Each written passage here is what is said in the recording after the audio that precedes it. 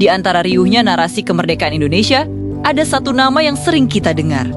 Laksamana Tadashi Meida, perwira Angkatan Laut Jepang yang rumahnya menjadi saksi bisu perumusan teks proklamasi. Ia adalah pahlawan di jalur diplomasi, sebuah nama yang terukir abadi dalam buku sejarah kita. Tapi, bagaimana jika saya katakan ada seorang Meida lain? Seorang prajurit yang namanya mungkin tak sepopuler Laksamana Meida.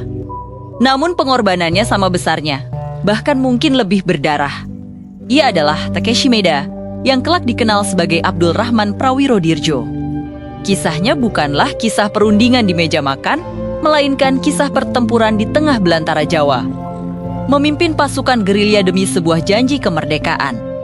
Ini adalah cerita tentang seorang samurai yang menukar kesetiaannya kepada kaisar. Dengan kesetiaannya pada kemerdekaan Indonesia, Agustus tahun 1945, Jepang menyerah tanpa syarat kepada sekutu. Di Nusantara, kabar ini menciptakan gelombang kebingungan dan euforia sekaligus. Bagi tentara pendudukan Jepang, perintah dari Tokyo sangat jelas, jaga status quo, jangan ikut campur. Dan serahkan senjata serta wilayah kekuasaan kepada pasukan sekutu yang akan datang. Namun, di tengah kekalahan dan rasa malu, sebuah percikan api berbeda menyala di hati sebagian prajurit. Mereka telah menyaksikan semangat membara rakyat Indonesia untuk merdeka. Ikatan sebagai sesama bangsa Asia terasa lebih kuat daripada loyalitas buta kepada kekaisaran yang telah runtuh. Takeshi Meida adalah salah satu dari mereka. Ia melihat perjuangan Indonesia bukan sebagai urusan negara lain, melainkan sebagai perpanjangan dari perjuangan Asia untuk lepas dari cengkeraman kolonialisme. Ia menolak untuk patuh. Ia melepaskan seragamnya, meninggalkan statusnya, dan memilih jalan yang penuh risiko, membelot dan bergabung dengan pejuang Indonesia.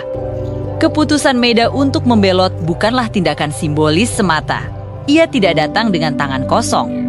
Bersama sekitar 3.000 prajurit Jepang lainnya yang memilih untuk tinggal dan berjuang.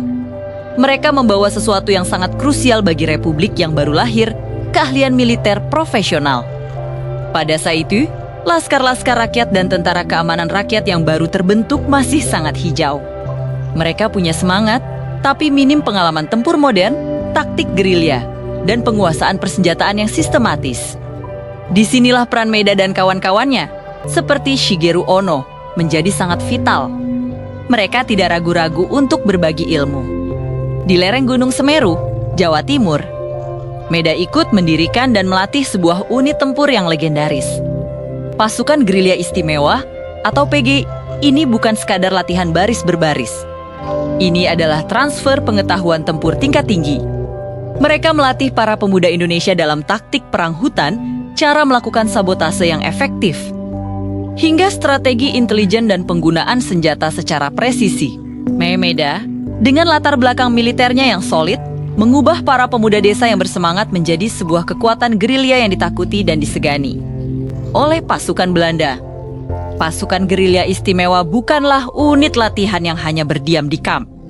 Mereka adalah ujung tombak perlawanan di Jawa Timur, khususnya saat agresi militer Belanda Idan Kedua berkecamuk. Di bawah komando Meida yang kini menggunakan nama Indonesia, Abdul Rahman Prawirodirjo, PGI terjun langsung ke berbagai front pertempuran. Mereka melancarkan serangan-serangan kilat yang mematikan, menyabotase jalur logistik musuh, dan menjadi hantu bagi patroli-patroli Belanda. Bagi Meida, setiap peluru yang ia tembakkan adalah wujud idealismenya untuk membebaskan Asia dari belenggu kolonialisme Barat. Ia melihat perjuangan di rimba Jawa sebagai tugas suci. Sebuah perwujudan dari semangat persaudaraan Asia Raya yang sejati, bukan yang dipropagandakan oleh pemerintah militer Jepang. Ia menjadi jenderal tanpa pangkat resmi, seorang mentor bagi para pejuang muda, dan seorang kombatan yang rela mempertaruhkan nyawanya. Di mata Jepang, ia adalah seorang pengkhianat. Namun di mata para pejuang Indonesia, ia adalah seorang guru, seorang saudara seperjuangan, seorang pahlawan.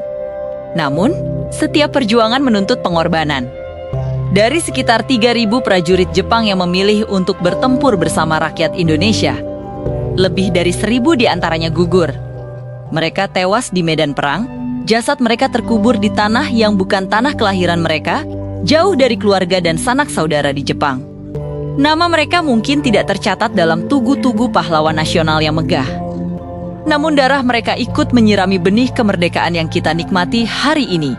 Mereka adalah pahlawan yang terlupakan, bukti nyata bahwa solidaritas kemanusiaan mampu melampaui batas-batas negara, ras, dan kebangsaan. Kisah Takeshi Maeda, sang prawiro dirjo, adalah salah satu fragmen heroik yang seringkali luput dari sorotan sejarah besar. Ia adalah pengingat bahwa kemerdekaan Indonesia dibangun bukan hanya oleh putra-putri bangsa, tetapi juga oleh mereka yang hatinya terpanggil oleh pekik merdeka, tak peduli dari mana mereka berasal. Setelah perang usai, Maeda memilih untuk menetap di Indonesia, menjadi warga negara, dan membangun keluarga di sini. Ia meninggal dunia di Malang dan dimakamkan di Taman Makam Pahlawan. Jasanya, namanya, dan warisan semangatnya kini menjadi bagian yang tak terpisahkan dari mozaik sejarah bangsa kita yang kaya dan penuh warna. Terima kasih sudah menyimak.